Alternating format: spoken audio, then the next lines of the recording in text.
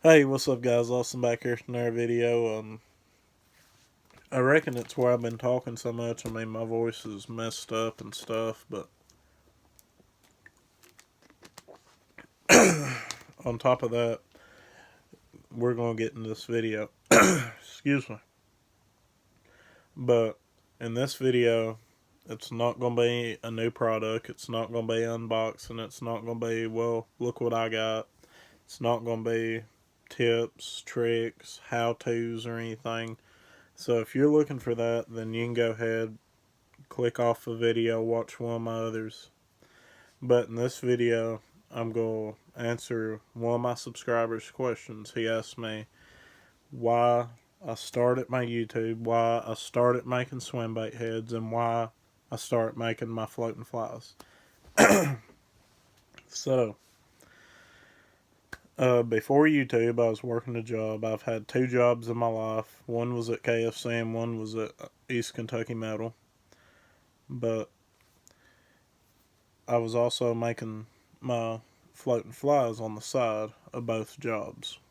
I thus got the East Kentucky Metal job in 2020 of July. They laid me off in December. I still ain't got called back. Can't get my unemployment or anything, so I ain't got a job right now, but that's beside the point. The point is why I started all this. So,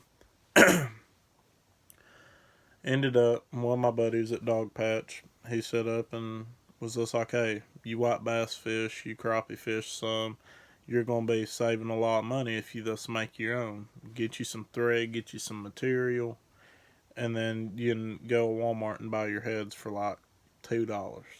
Well, I done that. Then ended up, I tied up a bunch, screwed up a bunch, and then my dad, he wanted to do it. Well, Dad, he got his kit and everything. I had mine. We start tying them, and then the word got out that I could do custom colors. Well, as a boy from Mount Vernon, he wanted custom colors like a jig pattern, like an actual jig. Well, ended up, I said, well, send me a picture of it and I'll see what I can do. He sent me a picture of it. It was literally black and blue. Well, ended up, he told me how many he wanted. I made them. I was actually going down to white bass fish that Saturday anyway, so I met him that morning, like 6:30 or something. Ended up on top of that, it was another boy up here. He works at, well, I'm not gonna say where he works, but he has a job nonetheless. he he was buddies with that guy in Mount Vernon. Well, that guy in Mount Vernon loved my work and stuff. He said, "Yeah, he'd make anything, and it looks good." And he contacted me. I made him some. Well, I ended up, I was white bass fishing and people was running out. They was breaking them off. Well, I walked down the bank, said, hey, you need a color? Yeah, I need chartreuse and white. Okay. And I I done pretty good off of them last year, not gonna lie. But the reason why I got into it was one for my personal use because I was saving a ton of money. Well, ended up my eyes got opened up a little bit and I want to set up and have something out there for the beginner angler that's going from live bait to artificial bait, something like a 7-year old or 8-year old can do without problems, something that they ain't really got to really work on. Well, with these little light ones here, you're going to be using a floater, same way as live bait. Live bait you can do with or without a floater. Most people use a floater, especially beginners.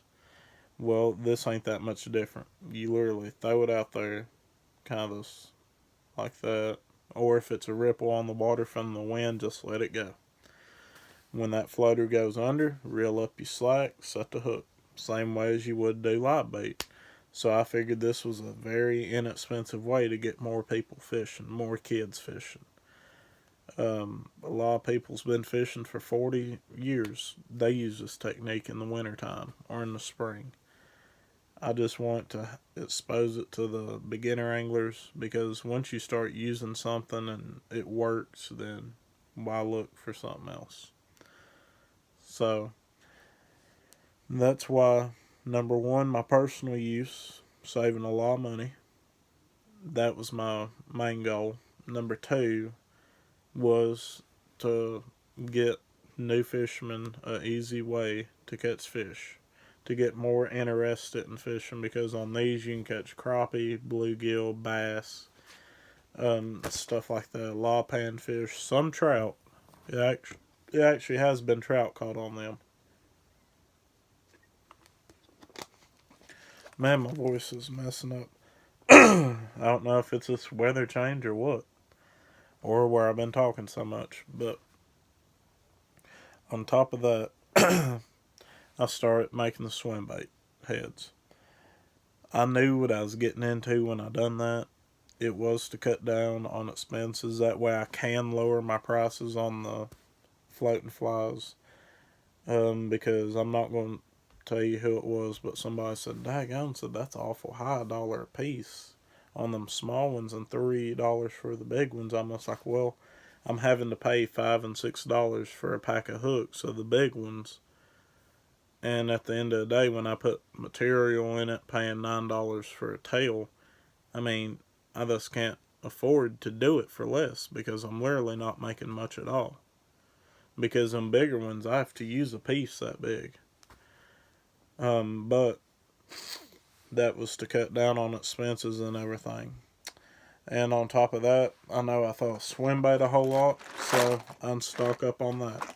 I know a lot of my buddies throw swim baits a lot, so I knew people would be buying from me. That was us a good investment on my end. Same way here.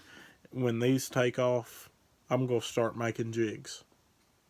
I'm ready to make that step where I'm making football head jigs, grass jigs, and stuff like that. I know that'd be the hardest one, because everybody out here, that's what they try to start off with. It's so many big retailers that does swim bait heads that does jigs, but it's more that does jigs than swim bait heads. So that'd be the hardest thing for me, but I'm just trying to get one investment to pay for another investment. That way I'm more versatile. Anything you want or need, contact me, I got it. But that'd be the hardest thing for me. But that's about it. So again, number one was for my personal use on the hair jigs, and to get a beginner angler to fishing, actually artificial bait.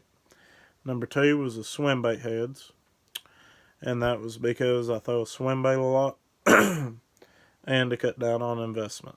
Well, I said two, but I held up three fingers. I'm like Jeff Robodine from Beverly Hillbillies. And also, before I forget this, the swim bait heads is also another way for the beginner angler to go from a bobber to something that's under the water that they have no vision of. And that's us going to be a feel thing. That way they can get used to the feel of a bait. That way they can get used to a feel of a fish hitting it. Because sometimes they hit it and jerk and run. Sometimes it's us. And then if you don't set the hook, they spit it right back out. But it's a lot faster than that. I actually let a big smallmouth get away at Del Hollow. Probably my PB, because I had a spinning rod and I had to have my drag loose. He literally hit, and I'm just like, I think I'm in grass, because I mean it was just like a mush bite. And reeling. I said, nope, got a fish. He ran about 10 feet, spit it out. That's just how it goes. But that's just an easy way to learn how to fish without a bobber and stuff. That get them ready for springtime.